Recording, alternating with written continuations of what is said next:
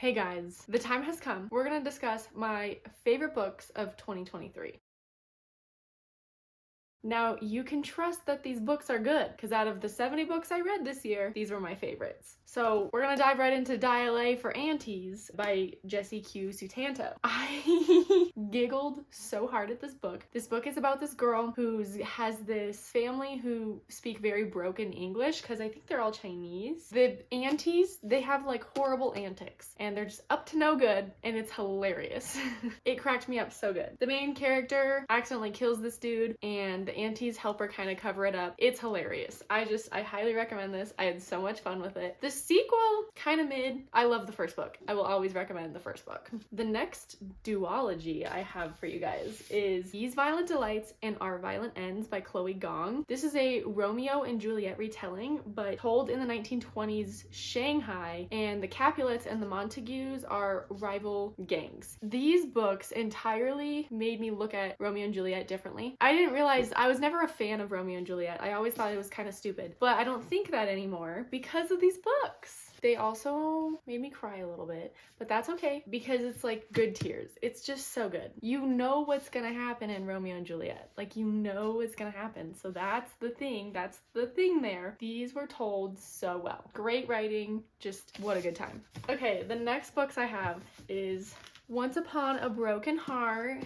The Ballad of Never After, and A Curse for True Love by Stephanie Garber. This one was somewhat disappointing. It got 4 stars, but these two, 5 stars. Loved these books. I don't really even know how to pitch these because it's been a while, but it's like cutesy footsy little whimsical fantasy. So cute. The love story is so cute and it's so good. If I could live in any fantasy world, I might choose this one because these books just made me so happy. Each time you're reading these two, you're like, what?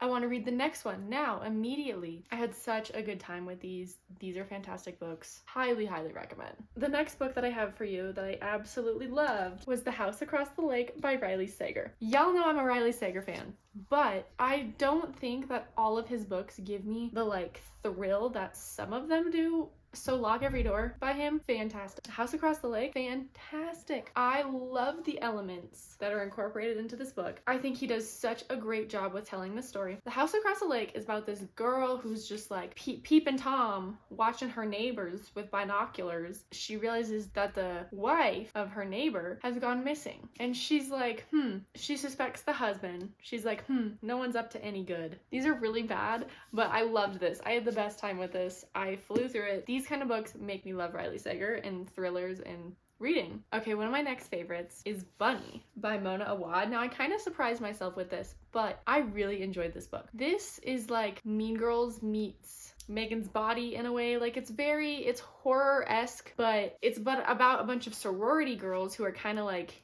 into the supernatural in a way. The main character Samantha goes to go join this sorority thing, and all the girls call each other Bunny, and it's just very interesting. I had a good time with this. The next book we get to talk about is Billy Summers by Stephen King. This was my favorite book I read in 2023. I mean, it's just so incredible. I will gush for hours about this book. I love Billy Summers. Billy Summers is an assassin. He's going to retire, but he's like, all right, one last job. And the one last job is what this whole book is about, but you just have to discover for yourself. This is not a horror book. I love this book. It was so good. It melted my heart. It made me laugh. It made me cry. There's Easter eggs in it. Stephen King Easter eggs. I would read this again. In fact, I might. I gifted this book to everyone for Christmas, and that's how you also know that I love a book, because everyone got this for Christmas. Next, we have Dead Wake by Erik Larson. This book blew me away. This is about the sinking of the Lusitania, which was a transatlantic ocean liner that sank off the coast of Ireland in 1915. This is such a, kind of an untold piece of history. There's so much research. It's so good. Erik Larson told this story, and it made you feel like you were there, present, experiencing what these passengers were experiencing. I want to read all of Erik Larson's writing now. This is so fantastic. I annotated it. Yeah, if you're into history, but also like ocean liners, you have to read this. It's a must read. It is so fantastic. On the topic of ocean liners, I read A Night to Remember by Walter Lord this year. Absolutely loved this. For the same reasons that I loved this, Walter Lord makes you feel like you're reading the Titanic story, like as it's happening. It feels so real. It feels like fiction almost, because it's reading like a novel. It's so well written. Walter Lord had the benefit of interviewing survivors from the sinking of the Titanic. There's a reason this is like classic Titanic 101. I had the best time with this. It made me cry. I think this made me cry too, just because it's real tragedy that happened. I think it really says something when an author can make you feel the loss of tragedy. These are fantastic books if you're a ship nerd like I am. Okay, next we have Tender is the Flesh. This book is it's kind of really gross. Basically, a plague swoops across the earth and makes all animal meat inedible to humans, and so the government legalizes cannibalism. You kind of explore what that looks like morally and how society comes to accepting that and living that way, but also the main character works at a slaughterhouse, which you can imagine is gory and wrong, and so if you can't deal with that, I understand, but I do think that this book is fantastic. It's unsettling, but I really liked it. It gave me more dystopian vibes than it gave me horror. Like, I was more just like, Hunger Games vibes. Okay, another horror novel, I'm sorry. Road of Bones by Christopher Golden. This blew my socks away. This is so fun. There's an actual Road of Bones in which Stalin made the Soviet gulag or war prisoners build a road across the Siberian highway very close to the Arctic Circle. These people died. It was very cold and they just paved the road right over them. It's a real place.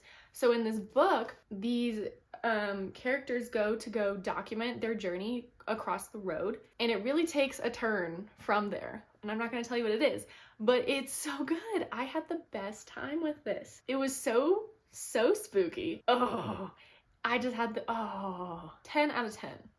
All of these are 5-star reads. I forgot to grab the second book. It's sitting over there, but I have The Serpent and the Wings of Night. The Serpent and the Wings of Night by Carissa Broadbent, and The Ashes and the Star-Cursed King is sitting over there. I just don't want to go grab it. But I absolutely loved this duology. I've really gotten into vampires recently, which we'll get to. The romantasy, the vampires, the Hunger Game vibes. I would almost call it like Greek god kind of inspiration. This is so much fun. This is about a like magical tournament that comes around every 100 years, and if you win, you get a wish from one of the gods. And I don't really know how to explain the whole fantasy world, but there's vampires. It's very like Hunger Games-esque. The main character's super strong. Romantasy vibes, a little spicy. Ooh, I highly recommend this. I mean, if you didn't like already discover some of these books from TikTok because they're very popular, read it. Oh, so worth it. I fell in love with the Twilight Saga. Okay, Twilight gets such a bad rap. It is full of depth. It's about, you know, how you define life and death and how you define a soul and humanity. It's about overcoming biases, learning to love, and I loved these books. I loved the Twilight Saga. This was like the best time I've had reading a series in so long. This was so good. I want to start again. I want to read these again. I had so much fun. That's how I feel about all these books. Read them. They're all great. 2023 was a good reading year. If anything, go read Billy Summers. Thanks. Love you. Bye.